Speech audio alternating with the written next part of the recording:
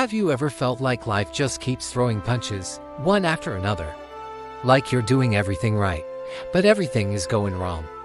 If you've ever asked why me, then you need to hear the story of a man named Job.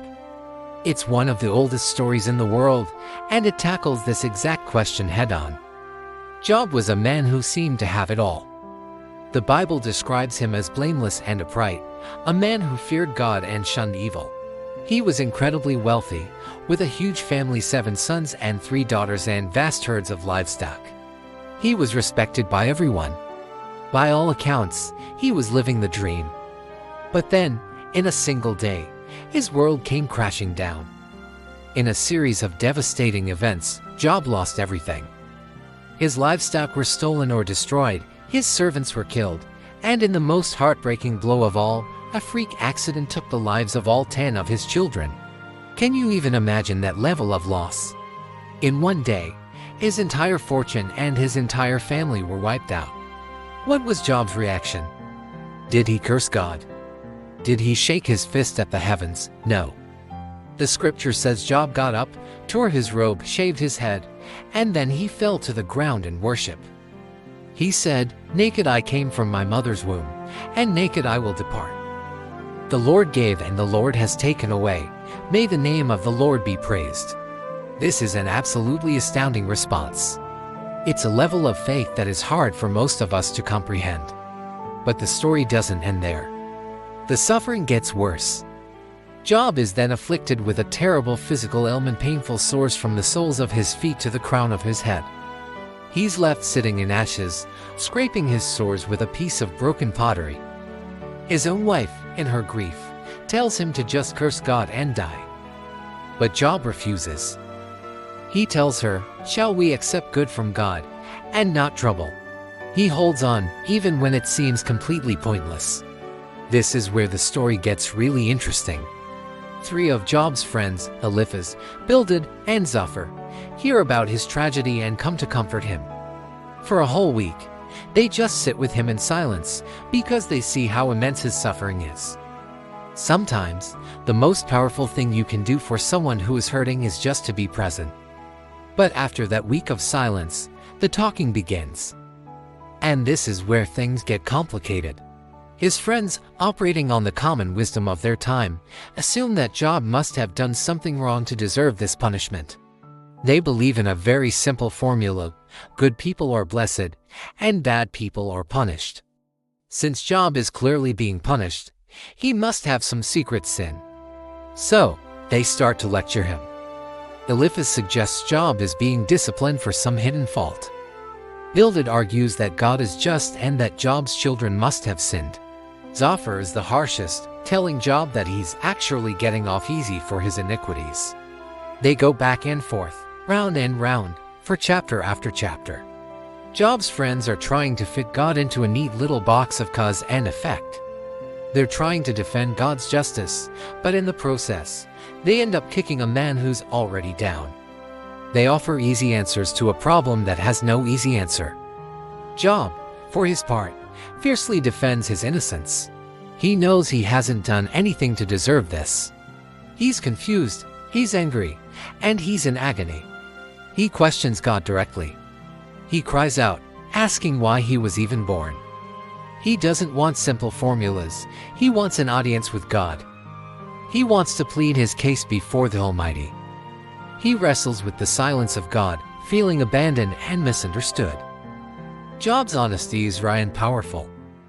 He doesn't pretend to be okay. He airs his grievances, his doubts, and his pain. He shows us that it's okay to ask God the hard questions. Faith isn't about having no doubts, it's about holding on even in the midst of them.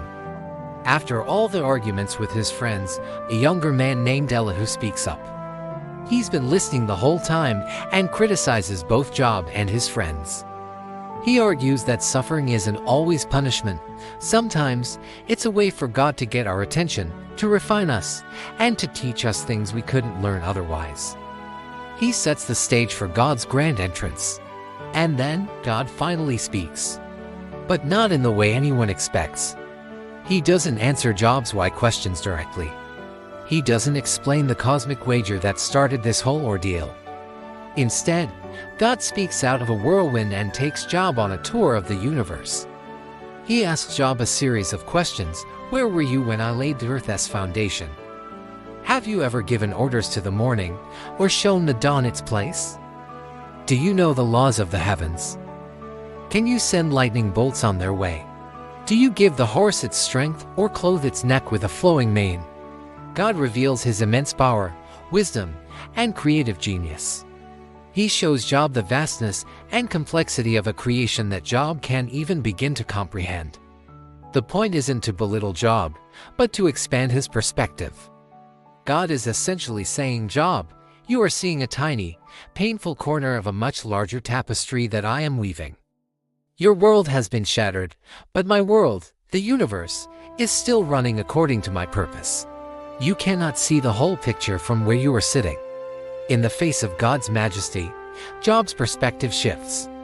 His questions don't get answered, but they suddenly seem smaller.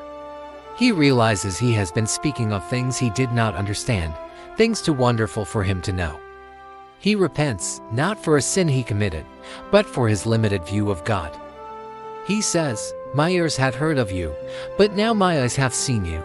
He has moved from a faith based on hearing and blessings to a faith based on a direct, personal encounter with God himself. That encounter changed everything. In the end, God rebukes Job's friends for not speaking truthfully about him as Job had. It's a stunning reversal. The friends who tried to defend God with neat formulas were wrong, while Job, who wrestled and questioned God honestly, was right. Then, God restores Job's fortunes. He gives him double what he had before. He gets new children, 7 sons and 3 daughters, who are said to be the most beautiful in all the land. And Job lives a long, full life. But the happy ending isn't the point. The restoration is a grace, not a rule. The core lesson of the story of Job isn't that if you suffer patiently, you'll get everything back. The real takeaway is what happens in the middle of the suffering. The story of Job teaches us that we live in a world where suffering isn't always explainable. Bad things do happen to good people. And in those moments, simplistic answers from well-meaning friends can do more harm than good. It shows us that faith is not a shield from pain, but an anchor in the storm. It gives us permission to be honest with God about our pain and our questions. And most importantly, it reminds us that God is bigger than our circumstances, bigger than our understanding, and bigger than our pain. Sometimes, the deepest encounters with God don't happen on the mountaintops of life, but in the darkest valleys. When we can't see the reason, we can still trust the character of the one who holds the universe in his hands. So if you're going through a tough time right now, remember Job. Your questions are valid. Your pain is real. But you are not alone. And the God who met Job in the whirlwind is the same God who is with you in your storm. Thanks so much for watching. If this story resonated with you, please hit that like button and subscribe for more content that dives deep into these timeless questions. Drop a comment below and let me know your thoughts on the story of Job. See you in the next video.